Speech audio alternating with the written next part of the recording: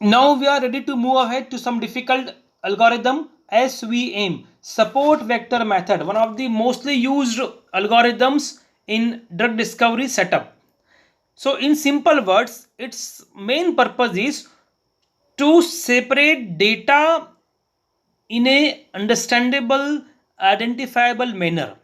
It is used when data cannot be clustered properly, cannot be arranged in space properly, cannot be segregated, cannot be differentiated properly. In that case, it supports. So the word is support vector method.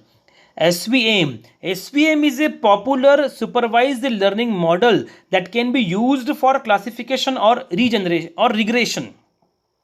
SVM is the most popular machine learning method used in bioinformatics and chemoinformatics. And these are the main stuff in drug discovery. For example, bioinformatics may be in terms of receptor configuration, protein information. Chemoinformatics means lot of chemical structures are there. The data is mapped into high dimensional space in support vector machine.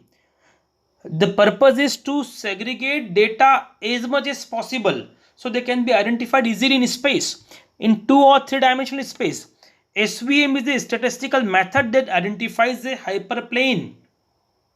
We will see the definition of hyperplane in next course. That is low in dimension and using a non-linear kernel, it maximizes the separation of data. This separating process is achieved by the margin maintenance between hyperplanes and is called support vector. Rather than relying on dimensionality reduction, SVM actually increased the dimensionality of the feature space to properly segregate it. SVM solved the linearity problem by adding an extra feature to the feature vector, and it's called a classifier.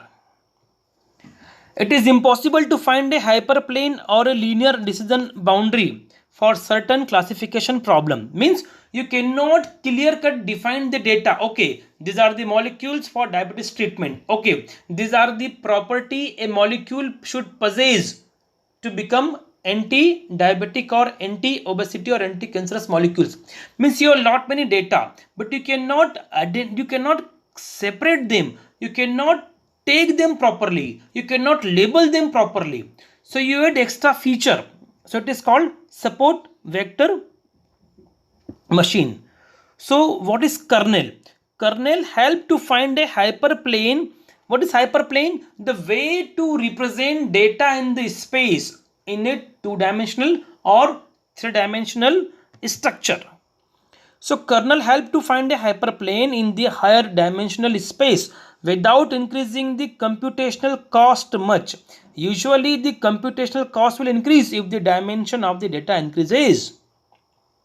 A kernel function measures the resemblance, that is similarities, between two data points.